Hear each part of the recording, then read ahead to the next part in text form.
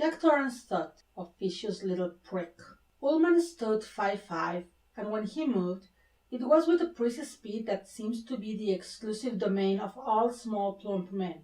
The part in his hair was exact, and his dark suit was sober but comforting. "I am a man you can bring your problems to," that suit said to the paying customer. To the hired help, it spoke more curtly. "This has better be good, you." There was a red carnation in the lapel, perhaps so that no one on the street would mistake Stuart Ullman for the local undertaker. By the time The Shining was published in 1977, Stephen King was already a name to be recognized in the horror genre, and this, his third novel, only cemented him as America's boogeyman. He was still not the absolute bestseller we know now, but he was almost there. And yes, I know most people know about The Shining thanks to a certain 1980 movie that I really can't start ranting about right now. So yes, the movie exists, it's a good movie, and created a lot of pop culture osmosis about the story, but we are going to try to ignore it for the next 20 minutes or so. If the movie is your only knowledge of the story, I can't urge you enough to go and get the book and read it, preferably before you see this video. It is one of the top 10 King books for a good reason, and I can assure you it's an amazing read, as long as you are not stuck in a hotel due to snow with no one but your family for company. That's not the best way to read that book, no. The story, as most people know it,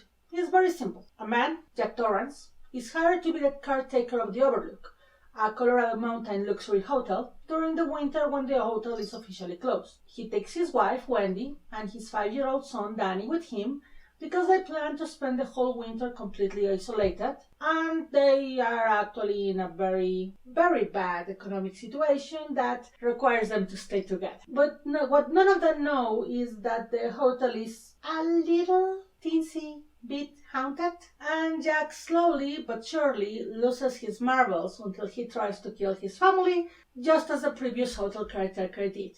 The story, when told like that, is just another haunted house story, where the ghosts in the house see the new inhabitants, they decide to try and kill the new people to make them part of the core. But what that summary leaves out is that, yes, the Overlook has ghosts, but the Torrance family comes with their own ghosts. Not supernatural ones, but more mundane ones. Jack's alcoholism, his own experience with an abusive father, his very, very bad temper that has a trigger so sensitive that it can go out at any moment. Wendy's overbearing mother, who made her afraid of ever talking back to her husband because Wendy's father had been, in Wendy's own words, nagged to death. This shadow of Wendy and Jack's parents is even heavier than the Overlook's hotel influence in Jack, and in fact, it's what we are going to talk about today. I'm Adalisa Zarate, and I hope that today we get to explore the hidden stories of The Shining as we go on exploring the dark and wonderful world of Stephen King.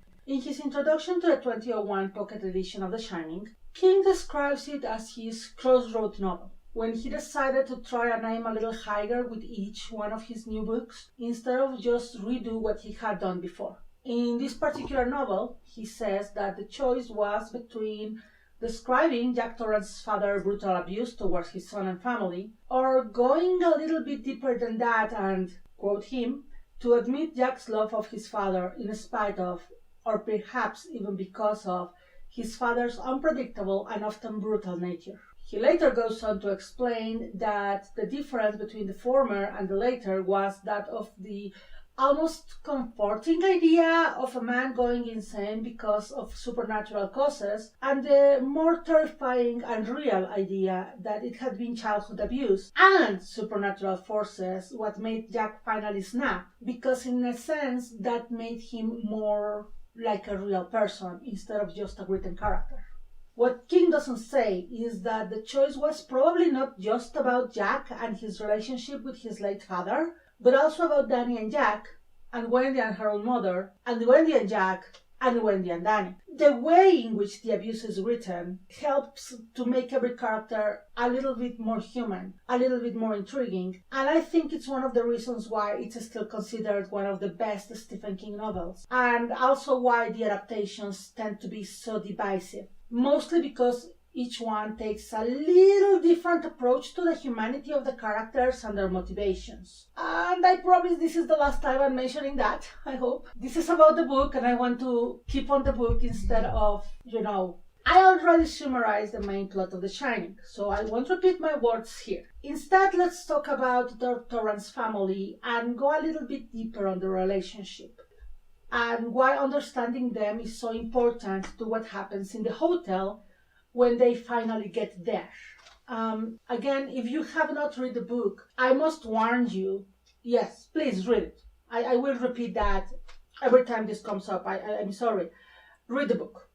But do not go into the book expecting Jack to be completely insane and chasing his wife and son through the hotel for most of it. The book is around 400 and change pages, and Jack doesn't go really insane until the last 50 or so. Most of the rest of the book is about the family and about the relationships, and that is very, very important. What the summary doesn't say is why Jack is at the Overlook. He's a disgraced English teacher. He is a published author. He has had some short stories that sold very well, but he's in the middle of a serious writer's block, probably caused by his alcoholism, and he's really bad temper.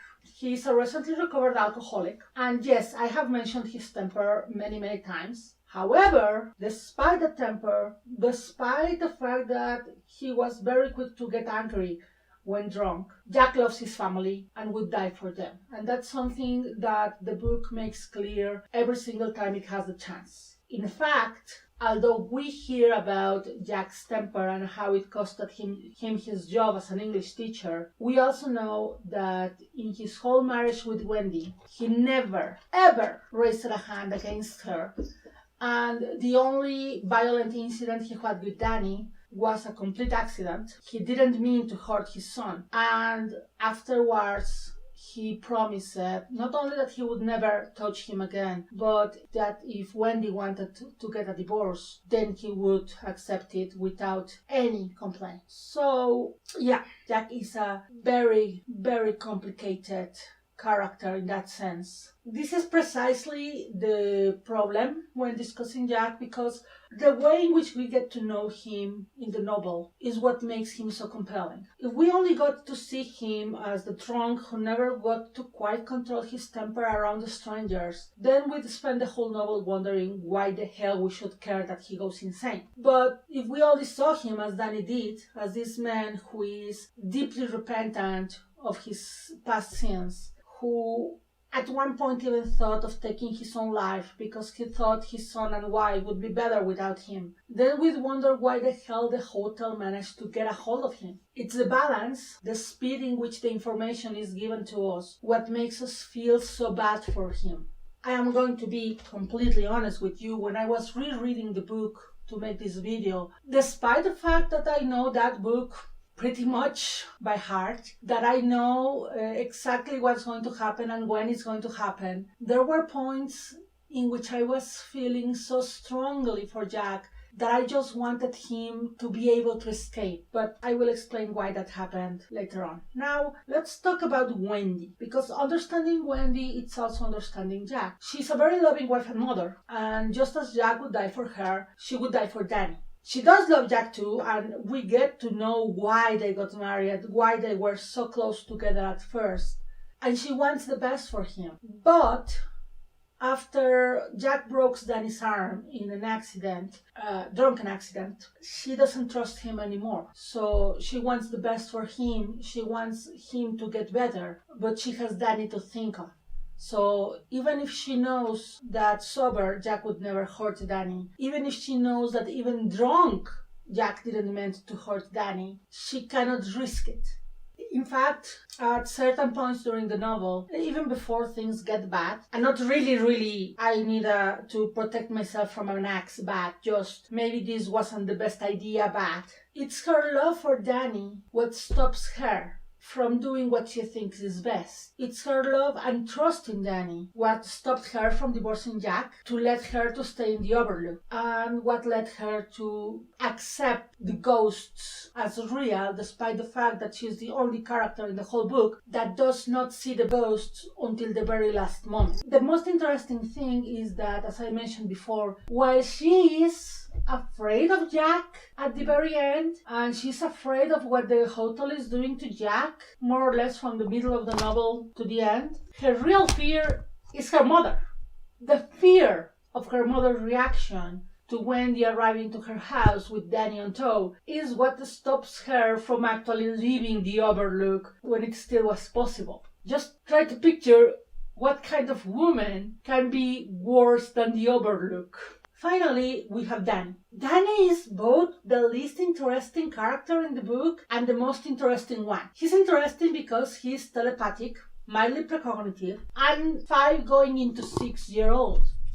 So he knows what his parents are thinking, he knows what people around him are thinking, but he doesn't understand it. That's why he has Tony, his imaginary friend, to more or less guide him around, to more or less teach him what's going on. But even so, he doesn't quite understand. For example, for him, the worst thing that could happen is his parents getting a divorce, because in his mind, a divorce is when your parents are no longer living together and you don't get to see one of them ever again. He knows and he's aware that his father at some point considered suicide, but he doesn't know what that word means, just that it's bad and it's worse than divorce, and it feels black and heavy in his head. Despite the fact that Jack broke his arm, he still loves him, and he loves him the most. He's a daddy's boy. He loves his mother too, but Jack can't do anything wrong in Danny's mind. Even when Jack is chasing him with a rocket mallet, Danny still loves him, and nothing the Overlook does can make that love go away, because Danny is a child, and that's what makes him a little bit boring at some point, because, well, he's a 6-year-old child. Sure, his character will change with time, but we will talk about those changes and the changes between the relationship with Danny and Tony in Dr. Sleep when we get to Dr. Sleep. For now, we're only talking about Danny, Tony, and their relationship from the Shining point of view. Thanks to pop culture osmosis, people know Jack Torrance as a crazy abusive man who chases his wife with an axe, which is really sad because not only he doesn't use an axe, he also doesn't grab it until about the last fifth of the novel. Before that, he rarely yells at Wendy or Danny, and when he does, it's obvious that it's because of the other influence on him. And even then, he feels horribly guilty afterwards. His descent into madness is not one that you can see coming miles away, and I bet that more than one reader who wasn't familiar with the story and how it ends would be cheering for Jack to manage to fight the Overlook influence at the end. In any case, it helps to love Jack that most of the narrative is from his point of view. We get a few chapters from Danny POV, another handful from Wendy, and even 2 or 3 from Halloran, which are really stress-inducing, and if you don't like flying, they are nightmares. But the main body of the novel is taken following Jack's thoughts about the whole situation and seeing how he devolves from the loving father we know at the beginning to the maniac chasing his wife with a rocket mallet at the end. We start with him, we start with his mind, and before we know anything about the horrors he is going to face with his family in the hotel, we learn one basic thing about him. There's nothing, absolutely nothing he wouldn't do to keep his wife and son safe, and if it came to it, getting himself out of the picture completely and permanently is among the possibilities he considers if it is to help them. Which, of course, is a far cry from the crazy madman trying to open a bedroom door with a rocket mallet. So how did we get there? Jack has a temper, and it's very bad and with a very short fuse. We learn that very quickly because in the very first chapter, Jack is aware that if he lets his temper go because Stuart Ullman keeps insulting him, then he's going to be out of the job before he even starts. We don't quite know how bad it is because at that point we only know about the incident with the student that got him out of a job as a teacher. We also don't know where it comes from until much later, which is when we hear the story of Jack's father, Mark Torrance. Mark Torrance is one of those characters that is almost never mentioned when people talk about The Shining, which is a pity because he is one of the most important ones. See, when things are starting to get really bad at the hotel and the only contact the family has with the outside world is a CCB radio, Jack starts thinking about Mark. And the picture of Jack's childhood is not pretty. Mark Anthony Torrance was a male nurse in the 60s, with a full temper and a very, very obvious drinking problem. Jack himself claims to have been his father's favorite boy because he was the youngest. But even then, he got beaten regularly, and sometimes even by accident, like when, and I quote, his father was so drunk he couldn't calculate his strength and sent him flying over his head, end quote, as a game. In particular, Jack remembers one time in which his mother, who didn't work, was serving food, and his father, for no reason that anyone could discern, decided to hit her so hard and so badly that it was the first time that Jack's older brothers decided to interfere and stop his father from almost killing their mother. They had to call the hospital for the first time. His mother got a concussion out of the deal and was not even sure of what had happened because she couldn't remember. That's how hard she was beaten. By the time Mark died, the only one of his children that still spoke to him was Jack, and even then his feelings about his father were very complicated, to the point that he has sworn never to hurt any son he would have in the future. And it's a testament to Jack's willpower that he sort of managed. Yes, there's a time in the past that both Jack and Wendy remember with horror when Jack broke Danny's arm, when Danny was about 3 years old. And he was so horrified at what he had done that he was not only ready to accept Wendy's desire for a divorce, if she asked for it, but also was about ready to kill himself. It was only the fact that he stopped drinking a little after that what made her reconsider her wishes. Now, I want to make clear that despite the fact that I consider Jack a very sympathetic character, I don't think being drunk excuses his actions. I don't think that being repentant excuses his actions. And if Jack was a real person, I would have been the first one to tell Wendy, I don't care how much he says I'm sorry, you get divorced and get that kid away from him. Because there is no excuse for domestic or child abuse, not even if the abuser didn't mean it. But Jack is a fictional character, and we are inside his mind. So we can really know that he really, really, really didn't mean it, and also that he is really repentant.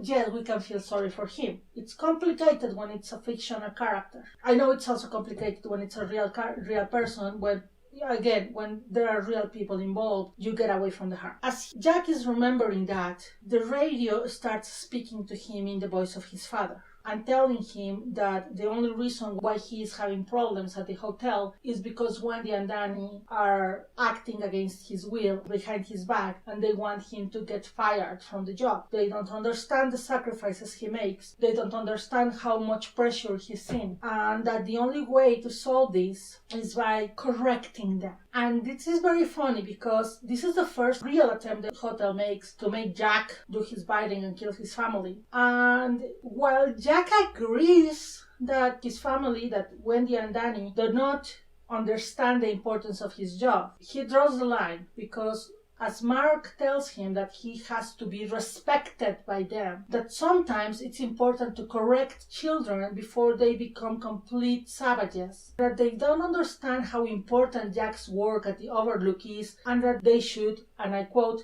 take their medicine, which was Mark's particular way to refer to his beatings. That's where Jack says no. He doesn't want to hear his father. He doesn't want to listen to his father, even when part of him agrees that the Overlook is now the most important thing in his life. And he's so horrified by the prospect that he may agree with his father that he destroys the source of his voice. The radio that would, if used, help him to save his family. But you can see how the hotel needs to trick him. It's very important to remember that yes, Jack is doing the hotel's bidding, that Jack is obeying the hotel that early on because he's isolating his family, but he is not doing it voluntarily. The hotel needs to trick him, to lie to him, and to use the scars of his youth in order to make it harder for Jack to see what's really going on. There is no point in the story, and I want to make this particularly clear, there is no point in the story in which Jack is in his full senses and in control of himself where he would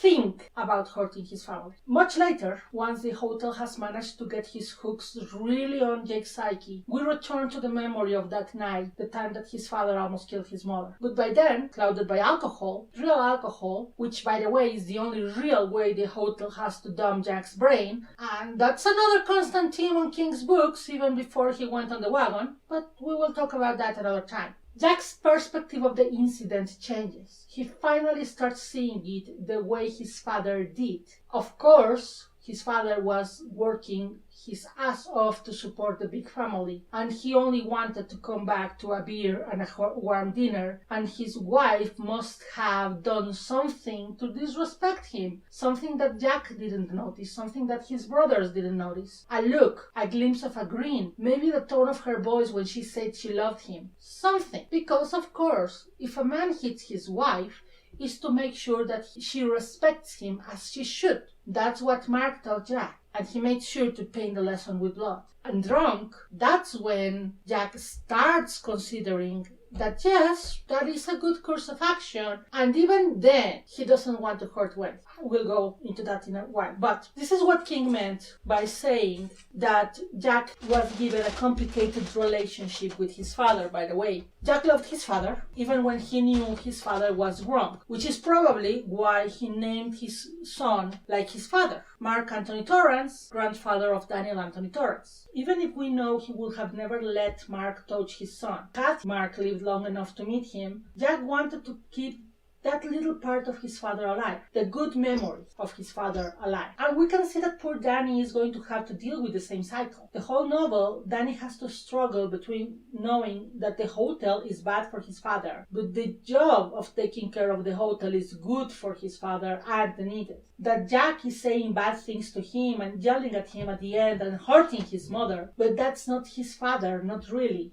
Is not his father under the influence of the bad thing, like when he hurts Danny's arm? In his own words, Danny doesn't really consider that accident something important as a child, but something pretending to be his father. A fake face, he calls it. Because as much as Jack hurts him, as much as the fake-faced Jack wants to kill Danny, deep down, Danny knows that his father loves him. And that is the whole point of the novel. A very complex situation because, as I said, in the real world, we know that abuse is not love, but it can pretend to be love. Abusers, especially those who were victims of abuse in the past, in their own childhood, can easily make themselves believe that it comes from their own love, that it's for their victims' own good. We know it's not, but that's where the horror lies. What if they believe it is? And if they believe it is, does that change anything? And if someone can be abusive, can they really love? And can someone that loves you for external reasons become abusive? All those questions are what make The Shining such a terrifying novel, even without the ghost. And then there's Wendy Torrance, who seems overwhelmed by the maturity of her 5-year-old son and the growing madness of her husband. It's a little hard not to judge her at first, because you wonder, why didn't she leave Jack? Why did she let things go so wrong so fast? Why didn't she do more to keep her son safe? And when you read it in modern times, why the hell didn't she have a job? Because a lot of what happens is that when they lose Jack's salary as a teacher, they lose everything. So it's like, yes, Wendy, you can work. You have 2 hands, 2 legs, no mental issues, except your mom's. But really, what's going on? Once again, she's a little bit of a victim of the passing of time and of pop culture osmosis, mostly because people tend only to know about the last 100 pages or so of the book, when Jack is completely under the control of the hotel and chasing her around with a mallet. They tend to forget that at some point, when he tries to grab her, she takes a knife to him and manages to knock him with a bottle and lock him in the pantry. So yeah, little crying, shrinking Violet victim she is not. And also, by the time that Jack is completely insane, they have no way to leave the hotel without dying from exposure. So with that, it's really easy to forget that, as I mentioned, that when things come to the really bad part of the story, Wendy defends herself. And she's very good at that. And that Jack was actually getting a lot better as a husband and a father for the 2 or 3 months before the hotel decided that it was tired of waiting for Jack to go insane and decided to take matters in its own rooms, doors, hands, things. I'm going to be honest, just the day before she locks him into the pantry, Jack was still saying that he was going to help her and he still believed that. He still wanted to get Danny and her out of danger. It is easy to ignore that Wendy is also a survivor of domestic abuse as a child. Not the kind that Jack survived. She was never hurt. Her father doted on her and would never hurt her. But emotional damage, because Wendy's mother was so overbearing that would never let Wendy or her father think that they were good enough without her. When thinking about her parents' divorce and her father's untimely death, Wendy reflects that, quote, her mother nagged him to death, and in fact had been completely disconnected from her until Danny was born. And she managed to disconnect from her thanks to Jack. Jack, before the alcohol and the temper burst and the anger, had helped Wendy to see how her mother smothered her and how most of her insecurity was because her mother kept telling her that she wasn't a good enough daughter, a good enough woman, that she would never amount to anything. So he helped her to get free of that influence. When Danny was born, Wendy went back because she didn't want to take away the possibility of her mother being a grandmother. But even then she suffered.